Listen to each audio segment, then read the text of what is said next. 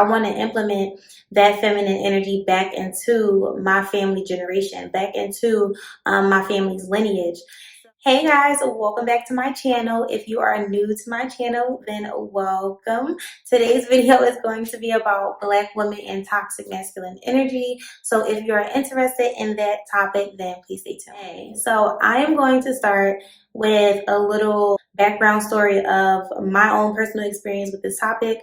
For me personally, I was raised by my mom in a single parent household, and my mom was very much so in her masculine energy while I was growing up. Like, she basically had to do everything on her own, and I guess because of the things that she's been through also, she was very much focused on like getting the money and taking care of the household and stuff of that nature, which I am like eternally grateful for.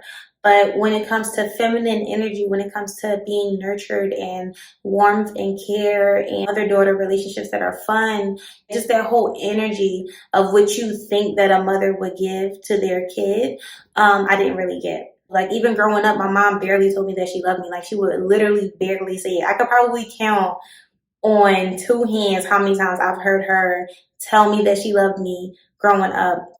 Like, when I went to college, she didn't really tell me that, you know, she missed me and she wished or anything. Like, even when I went out to college, she didn't help me move. Like, she didn't. It's just so much that goes into the backstory, but I could save that for another video.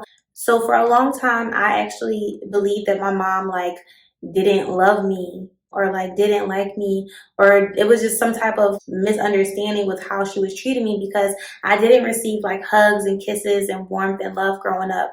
So, and even till today, like, I still struggle with my own experiences that I've had with my mom, and I'm like learning and growing through them because, you know, this journey really never ends. But growing up, I've definitely learned that due to the things that she's been through in her childhood, you know, she's never received that feminine energy, that warmth and that care. So it was never passed down to me. So something that I've made it a point to do, I want to implement that feminine energy back into my family generation, back into my family's lineage.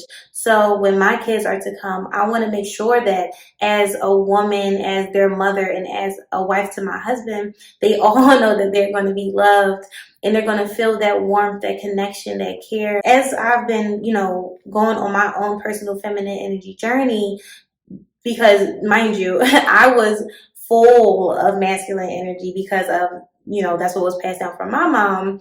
And I have my own anger and resentments and traumas. And also beyond my family and beyond my family's lineage, I've realized that something that I could do when it comes to the collective, just me as an individual, is that I've learned that, you know, as I begin to get more into my personal feminine energy, I can give back to the collective that warmth, that love, that healing energy. So, which we all need, give back to the people around me and the people to come after me. I've noticed a lot from friends, just from the neighborhoods that I've grown up in, and, you know, seeing the women and the adults, the moms in those areas, I've noticed that this is a huge trend. There are many Black women in our communities that haven't really been taught feminine energy, haven't been taught the ways of being a feminine woman, the ways of, you know, certain ways of caring for kids and certain ways of showing love and being vulnerable and being warm and inviting and open. There is not a lot of that in our communities.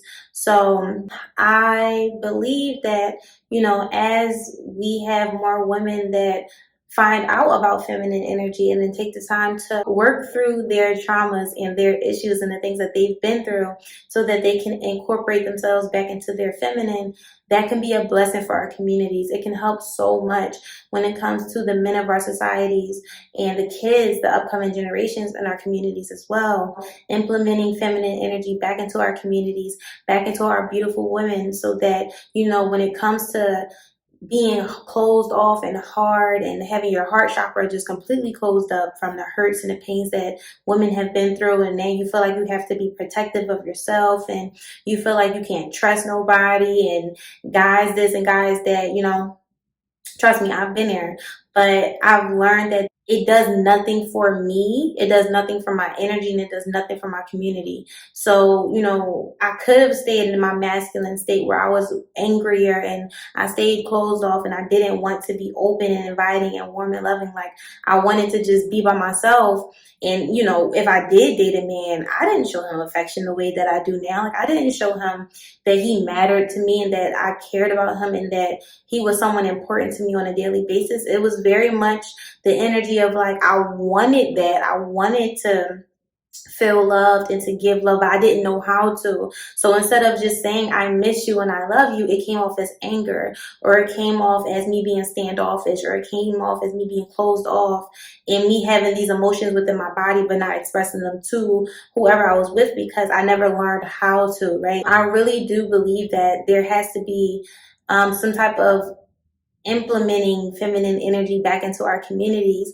so that the kids, like I keep saying the kids because it matters so much, our future generations, like it matters. And even me being in the predicament that I was in when I was younger, I see all the time how, a lot of moms discipline their kids or don't really give their kids attention when they want to play and when they want to have that attention, they want to have that validation from their parents. It's not for me to speak on how people discipline their kids or how people take care of their children. And this is not about the men, so I'm not going to speak on the men. This is specifically for my women, right? Me and my personal experience, I've been through that situation. I've been there when all I wanted was my mom to hug me or to watch a show with me or to talk to me or to tuck me into bed, and she wasn't there. Like, she didn't want to do that, or she wasn't capable of expressing those things to me. It's not to blame. It's not to say that she was wrong for that. It's not to say that any mother is wrong for those things. You can't expect for someone to give you something that they never learned themselves, that they never received themselves. So I understand that when it comes to the collective of my beautiful Black women, most of us, and I can't speak for everyone, but just most of us from the women that I see in my communities, we haven't received that nurturing energy, and therefore it's kind of trickling down to our later generations. And then, even our men, and that's a whole other topic in itself, but it would definitely help if we showed our men that we love them more, that we appreciate what they do for us more, especially if you have a man that's taking care of the house, honey, taking care of the kids and stuff. You need to show him that you appreciate him and that you love him and that he matters to you, and that it's not that you're entitled to the things that he's doing for you. So it's like you want to show appreciation for that. I really think that this topic is so important. Like, I think that this topic is so important. And I really feel like if we had more women that connected to their feminine, their nurturing, healing energy more, it will help us individually as women to heal from the things that we've been through, the traumas that we've been through, even when it dates back to our great grands, because the things that our ancestors have went through, the generational curses that we have in our lineage are trickled down to us. So we need to be the ones making those first steps on healing those things before we pass them to our kids. And our kids are having these issues. Our baby girls are having the disconnection between them and their womb area, their womb space. So yes, we as a collective of Black women should want to heal and should work towards healing. I appreciate you for watching, and I hope that this can help in any way, shape, or form. So thank you for watching, and I will see you in the next video.